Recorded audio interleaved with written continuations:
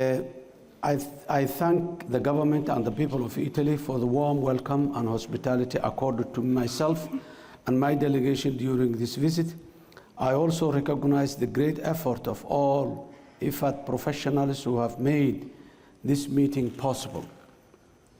The theme of the year, Accelerating Action for Food Security, is both tragic and timely. It is tragic because in this day and age, when our world is richer, more technologically advanced than it has ever been in human history, the United Nations 2022 edition of the State of Food Security and Nutrition in the World report shows that the number of hungry people was rising to as many as 828 million in 2021. Billions of people could not and still cannot afford a healthy diet, and women and children, as is sadly often the history, remain the most vulnerable to the acutest form of hunger. I am truly tired of these terrible statistics and painful stories, and my government is determined to do something about it in Somalia. This is why I feel very strongly that this IFAD meeting is timely, as it must re-energize and refocus our passion and determination to turn the tide sustainably against unnecessary hunger once and for all, despite all the challenges that exist today. In Somalia, we are taking food security very, very seriously. In fact, I have stated many times before that food security is a fundamental part of national security for my government. In this sense, the old saying that a hungry person is an angry person is correct because of lack of food. Hunger and deterioration of the conditions to make agriculture a viable economic opportunity, like in the past, has played a major role in the prolonged local conflict and spurred on international terrorist group Al-Shabaab to create spaces for which they control, radicalize, and subjugate parts of our rural population, particularly the young people. We are now responding fiercely with successful military offensive, which is liberating most of these territories from the terrorist group. But we have the challenge of rebuilding a hopeful future for a truly resilient and deserving people with a strong, innovative agricultural base to address insecurity, food insecurity, and sustainable development.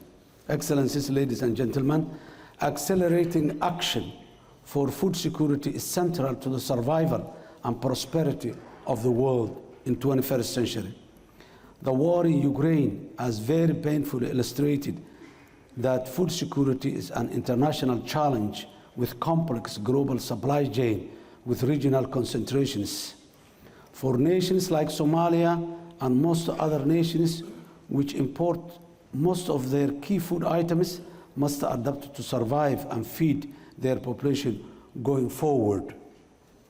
In Somalia, over half of our population is food insecure today. And this includes the most vulnerable in our society, including women and children. As the fourth consecutive rainy season failed, many rural communities lost their livelihoods. Food prices increased, and the drought-induced humanitarian crisis worsened. While we still need emergency humanitarian assistance to avert the worst of the drought and hunger today, I strongly believe that in Somalia we can be food secure in the future.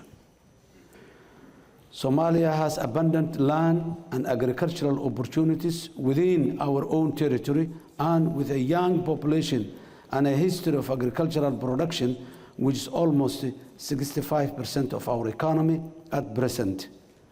We have real opportunity to make food security a genuine reality in the ground.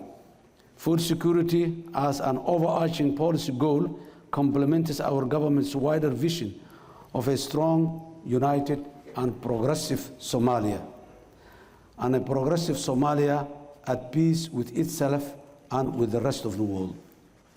All our major policy priorities today, whether it is security, economic reform and recovery, basic public service delivery, and job creation, can all be achieved through and with the agricultural reforms and investment that we are pursuing. Ambition is a good starting point to accelerate action for food security, but we realize that action must follow quickly to capitalize on the national and global momentum. In Somalia, we have clear direction through our Food and Agricultural Delivery Compact, and we have started to take action by committing strengthening our agricultural policies and processes, accelerating human capital investments, and refocusing our collective effort on achieving sustainable socio-economic development with real impact on our people's lives. Our focus is supporting smallholder farmers, pastoralists and agro-pastoralists to revive their land and turn them into a thriving businesses which provide food security for the wider rural communities and Somali nation, while producing enough to both consume locally and sell in the international markets to turn profit.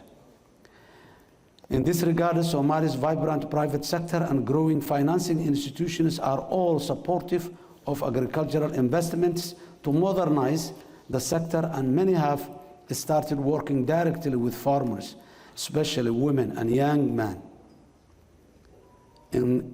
to re-inject hope and opportunity into agriculture.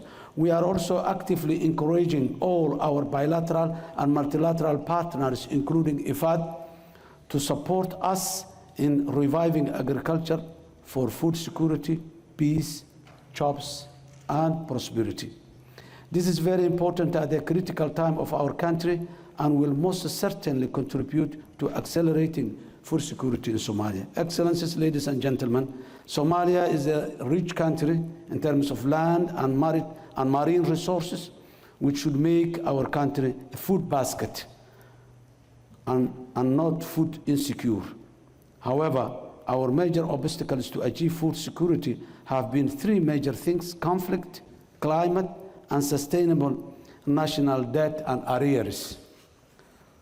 On the matter of conflict, we are now, as I informed you earlier, focused on defeating the international terror group at home, together as one people, alongside our international partners.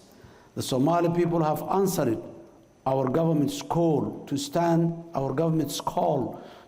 together to defeat the evil of terror from our land, and have organically mobilized and are actively supporting the government security services to liberate their territories. These newly liberated territories include much agricultural land which needs investment, and we are hopeful this can be happen soon. The reasons for our optimism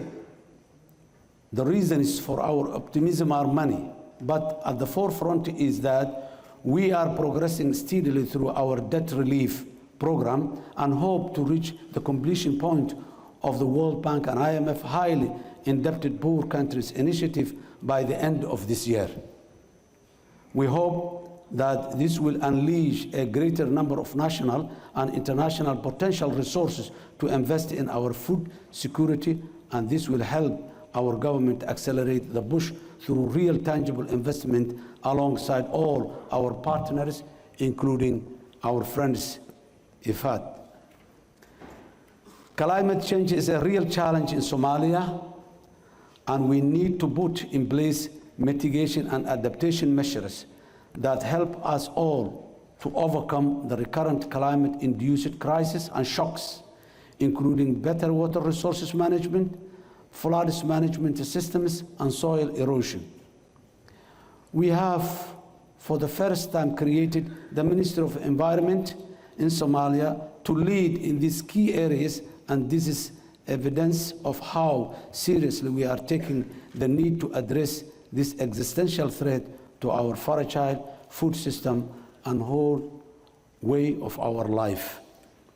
Excellencies, ladies and gentlemen, I'm glad to say that Somalia's arrears with IFAD are now cleared, thanks to the generous and timely support of the governments of Germany, Belgium, Netherlands, and Italy.